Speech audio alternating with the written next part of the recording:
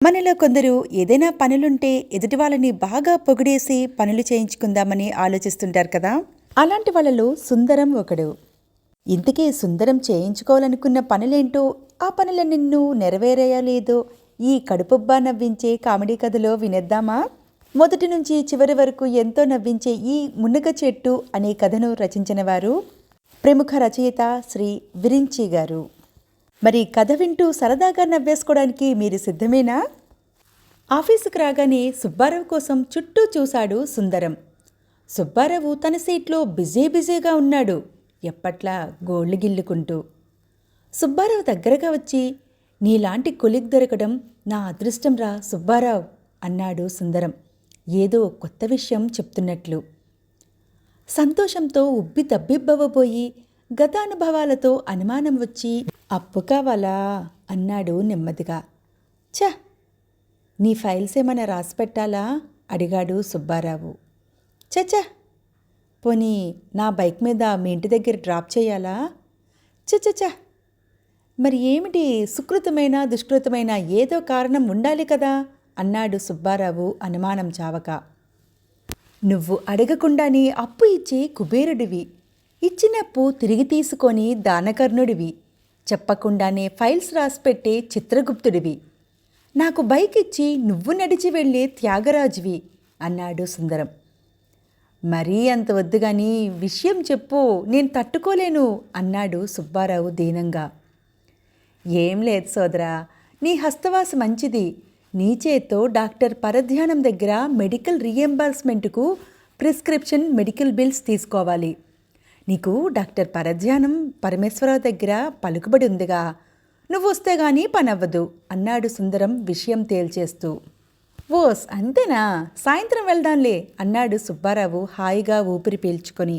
ఉరిశిక్ష పడుతుందనుకున్న వాడిని ఊరికే వదిలేసినట్లు, ఉప్పెన వస్తుందనుకున్నది ఉత్తిగాలితో పోయినట్లుంది సుబ్బారావుకు.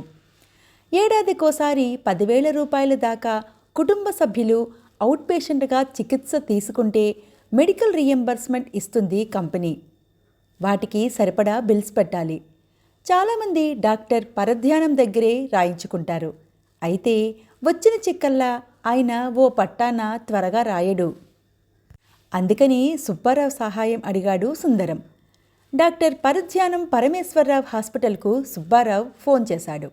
అవతల నర్సు ఫోన్ ఎత్తుకుంది. అమ్మా, నేను సుబ్బారావును, ఈరోజు డాక్టర్ గారి అపాయింట్మెంట్ కావాలమ్మా అని ఫోన్లో అడిగాడు సుబ్బారావు. డాక్టర్ గారు చాలా బిజీ అండి, 4 రోజుల దాకా అపాయింట్మెంట్స్ లేవండి అంది నర్సు. అర్జెంటమ్మా, పేషెంట్ అప్పటిదాకా ఆగేట్టు లేడు అన్నాడు సుబ్బారావు సుందరం కేసి ఎగాదిగా చూస్తూ. ఏమంటోంది అన్నాడు సుందరం. అపాయింట్మెంట్స్ లేవట అన్నాడు సుబ్బారావు. సుందరం ఫోన్ లాక్కున్నాడు. హలో సిస్టర్ సమంత అన్నాడు సినిస్టర్స్ సమంత అన్నట్లు. కాదండి, మేరీని అందామే. సిగ్గు ఆమె కంఠంలో కనిపిస్తుంది. నేనమ్మా మేరీ, సుందరాన్ని. నీ స్వీట్ వాయిస్ చూసే అనుకున్నాను మేరీ అయి ఉంటావని. నువ్వు ఫ్లోరెన్స్ నైటింగేల్, మదర్ తెరీసా అంత దానివి తల్లి. సాయంత్రం ఎన్నింటికి రమ్మంటావు? సరే సార్, సరిగ్గా 6 గంటలకు రండి, నేను మేనేజ్ చేస్తా అంది మేరీ. థ్యాంక్స్ మేరీ అన్నాడు సుందరం. నైటింగేల్ 6 గంటలకు రమ్మంది, మరి వెళ్దామా అన్నాడు సుందరం హుషారుగా. నైటింగేలా అన్నాడు సుబ్బారావు ఆశ్చర్యంగా. అదేరా సిస్టర్ మేరీ, నైటింగేల్ అంత దానివని గుర్తు చేస్తే గానీ మనకు డాక్టర్ అపాయింట్మెంట్ ఇవ్వలేదు అన్నాడు సుందరం. సరిగ్గా సాయంత్రం 6 గంటలకు ఇద్దరూ కలిసి సుబ్బారావు బైక్ మీదే డాక్టర్ పరధ్యానం పరమేశ్వరరావు హాస్పిటల్కు చేరుకున్నారు. 4 రోజుల దాకా అపాయింట్మెంట్స్ లేవు అన్న డాక్టర్ దగ్గర 2 పేషెంట్స్తో ఓపీ కిక్కిరిసిపోయి ఉంది. మేరీ ఎవరో కనుక్కున్నాడు సుందరం. ఆమె ఆ పక్కనే ఓపీ చూస్తుంది. హాయ్ మేరీ అన్నాడు సుందరం అంతకుముందు ఎంతో పరిచయం ఉన్నవాడిలా. మీరు గుర్తుపట్టలే, నేను సుందరాన్ని, ఇందాక ఫోన్ చేశాను కదా అన్నాడు తానేదో పెద్ద సెలబ్రిటీ అయినట్లు. నైటింగేల్, మదర్ తెరీసా అంది నవ్వుతూ. అంతకంటే ఎక్కువే అనిపిస్తుంది నిన్ను చూస్తుంటే అన్నాడు సుందరం. మేరీ మెలికలు తిరిగిపోయింది నాగుపాములా. కూర్చోండి, డాక్టర్ గారు లోపల బిజీగా ఉన్నారు అంది మెలికలు తిరగడం కంటిన్యూ చేస్తూ. ఇద్దరూ కూర్చున్నారు. అరగంట అయినా లోపల పేషెంటు ఎవరూ బయటికి రాలేదు. వెళ్ళినవాడు లోపలే పోయాడా ఏమిటని నెమ్మదిగా డోర్ కొంచెం తీసి లోపలికి తొంగి చూశాడు సుందరం. డాక్టర్ పరధ్యానం పరమేశ్వరరావు కుర్చీలో కూర్చుని బిజీగా జోగుతున్నాడు. ఒక్క క్షణం ఆలోచించి నెమ్మదిగా డోర్ తీసుకుని, నమస్కారం డాక్టర్ గారు అన్నాడు సుందరం గట్టిగా. డాక్టర్ గారా? ఎవరు? ఎక్కడా? అంటూ ఒక్కసారిగా ఉలిక్కిపడి కుర్చీలోంచి లేచి అటు ఇటు చుట్టూ చూశాడు డాక్టర్ పరధ్యానం. మీరే సార్ అన్నాడు సుబ్బారావు గుర్తు చేస్తూ, లేకపోతే వైద్యం కూడా మర్చిపోయేటట్లున్నాడు అనుకుని. అవును, నేనే కదూ డాక్టర్ని. రా సూర్యారావు రా. నేను సూర్యారావుని కాదండి, సుబ్బారావుని చెప్పాడు సుబ్బారావు. ఏదో ఒకట్లేవయ్యా సుందర్రావు. రాత్రి నిద్రలేదా? తలనొప్పి, ఒళ్ళు నొప్పులు, రొంప, దగ్గు, కొద్దిగా జ్వరం అన్నాడు పరధ్యానం. సుబ్బారావు, సుందరం ఒకళ్ళ మొహాలు ఒకళ్ళు చూసుకున్నారు నీకా అన్నట్లు. ఇద్దరూ తమకు లేవని తల అడ్డంగా ఊపిన తర్వాత సుందరం డాక్టర్ పక్కన స్టూల్ మీద కూర్చున్నాడు. సుబ్బారావు ఎదురుగా కుర్చీలో కూర్చున్నాడు. అబ్బే అవేం లేవు సార్ అన్నాడు సుబ్బారావు. కూడా వచ్చిన పాపానికి తనకు కూడా వాటన్నిటికీ ఎక్కడ ఏ ఇంజెక్షన్ గుచ్చుతాడో అని భయపడుతూ. నీకు కాదయ్యా, నాకు. క్రోసిన్ వేసుకోండి తగ్గిపోతుందని మేరీ చెప్పింది. ఈ ఊళ్ళో మంచి డాక్టర్ని నేనేనట కదా. మా కాంపౌండర్ సిస్టర్ కూడా అదే చెప్పారు. అందుకే వేరే డాక్టర్ని కన్సల్ట్ చేయలేదు అన్నాడు పరధ్యానం ఆవులిస్తూ. ఈయన దగ్గరికి వస్తే లేని రోగాలు కూడా వచ్చేటట్లున్నాయనుకున్నాడు సుందరం. వచ్చిన పని చెప్దామని సుందరం నోరు తెరవగానే ఎప్పుడొచ్చిందో మేరీ టక్కున థర్మామీటర్ నోట్లో పెట్టింది. చేత్తో సౌంజ్ఞ చేద్దామనుకుంటే చెయ్యి లాక్కుని బీపీ మిషన్ కట్టింది. సుందరం నోరు విప్పబోతుండే మాట్లాడొద్దు అని సౌజ్ఞ చేసి డాక్టర్ పరధ్యానం బీపీ చూశాడు. స్టెథోస్కోప్తో ఛాతీ పరీక్షించాడు. కళ్ళు చూశాడు. కొంచెం బీపీ ఎక్కువుందోయ్, మిగతావన్నీ నార్మలే అన్నాడు పరధ్యానం. సార్ మీరు జీనియస్ సార్. వచ్చినవాడు నోరు విప్పకుండానే పేషెంట్ అని తేల్చేశారు. మీరు అపర ధన్వంతరి సార్. ఈ భూమి మీద ఈ జనం చావకుండా నిత్యావసర వస్తువుల ధరల మాదిరిగా పెరిగిపోతున్నారంటే మీరే కారణం సార్ అన్నాడు సుందరం ఆవేశంగా. అది పొగడ్తో తెగడ్తో అర్థం కాలేదు సుబ్బారావుకు. సరే ఇంకా చెప్పు అన్నాడు పరధ్యానం ఆనందంతో ఉబ్బి తబ్బిబ్బవుతూ. ఏం చెప్పను సార్, నేను పుట్టాక ఈరోజు ఇక్కడికొచ్చేదాకా ఎన్నడూ నేను బీపీ అనేది ఎరుగను. తమ దర్శన భాగ్యంతోనూ పెద్దలంటే భయభక్తులతోనూ బీపీ పెరిగింది సార్ అన్నాడు సుందరం. సార్ సుందరాన్ని వైద్యానికి మరోసారి తీసుకువస్తాను సార్, నాది హామీ. ఇప్పుడు వచ్చింది మెడికల్ రీఎంబర్స్మెంట్ గురించి సార్. 10,000 రూపాయలకు అతను, అతని భార్య, తండ్రి, కొడుకు పేరిన ప్రిస్క్రిప్షన్ మన షాప్లో బిల్స్ కావాలి సార్ అన్నాడు సుబ్బారావు అసలు పాయింట్కి వస్తూ. చూసావుగా, ఇప్పుడు చాలా బిజీ అయ్యా, కుదరదు. అవతల పేషెంట్స్ లైన్లో ఉన్నారు. మీ పేర్లు వయసు రాసి మేరీకి ఇవ్వండి, ఖాళీ చూసుకుని రాసిస్తా అన్నాడు పరధ్యానం ఆవులిస్తూ.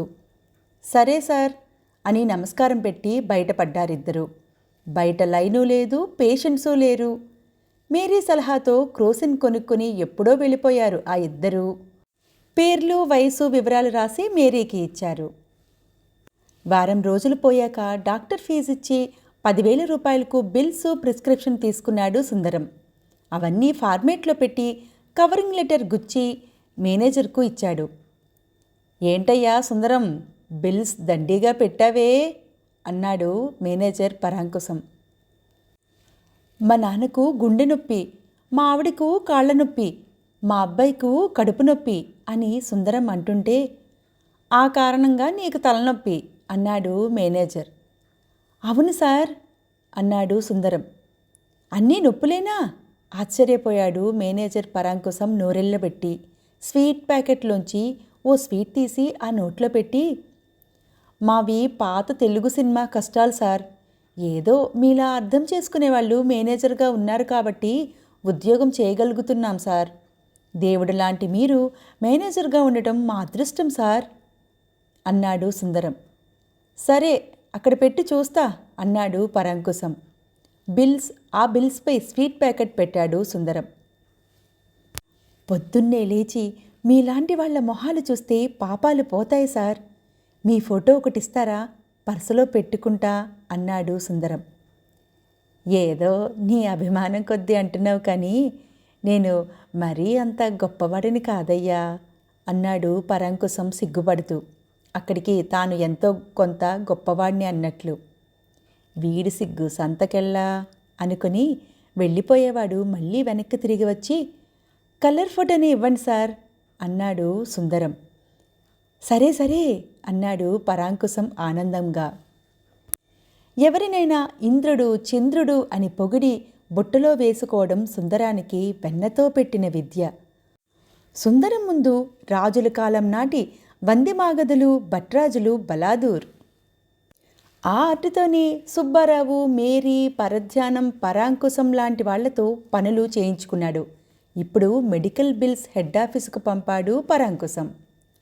అక్కడ కుర్రీలు పడకుండా బిల్స్ పాసే రావాలంటే ఓసారి కంపెనీ ఎండీ గారిని కలవాలి. కొత్త ఎండీ చాలా స్ట్రిక్ట్ అని, ఎవరినీ దగ్గరకు రానీయడని పేరు. కానీ ఆయనకు గోదావరి జిల్లాల కొత్త ఆవకాయ అంటే ఇష్టమని తెలుసుకొని రామారావుపేట శివాలయం పక్కన కోమట్ల మహాలక్ష్మి ఊరగాయల కొట్టుకెళ్ళి కొత్త ఆవకాయ, చింతకాయ, ఉసిరికాయ తలో సీసాడు నీట్గా ప్యాక్ చేయించాడు సుందరం. ఉదయాన్నే ఎండీ పరాత్పరరావు గారింటికి చేరుకున్నాడు. సరిగ్గా అప్పుడే ఆయన వాకింగ్కి వెళ్ళి వచ్చి కుర్చీలో కూర్చుని ప్రశాంతంగా కాఫీ తాగుతున్నాడు. సార్, నమస్కారం సార్, నన్ను ఆశీర్వదించండి అంటూ తుఫానులా వెళ్ళి కాళ్ల మీద పడ్డాడు సుందరం. లే, అతి వినయం ధూర్త లక్షణం, ఎవరు నువ్వు అన్నాడాయన అనుమానంగా చూస్తూ. సుందరాన్ని సార్, బ్రాంచ్ ఆఫీసులో పనిచేస్తాను సార్ అన్నాడు సుందరం. షారుఖ్ ఖాన్ సార్, సినిమాలో యాక్ట్ చేస్తాను సార్ అన్నట్లు. పని చేస్తావా? పనిచేసే మొహంలో లేదే అన్నాడాయన సుందరం వంక ఎగాదిగా చూస్తూ. నా మొహమే అంత సార్ అన్నాడు సుందరం ఎంతో వినయంగా, అదేదో సహజ లక్షణం అన్నట్లు. ఆ చేతులేమిటి, కొంపతీసి బాంబులు కాదు కదా అన్నాడాయన సుందరం చేతిలో ఉన్న ప్యాకెట్ చూసి. అమ్మగారికి ఇద్దామని తెచ్చాను సార్.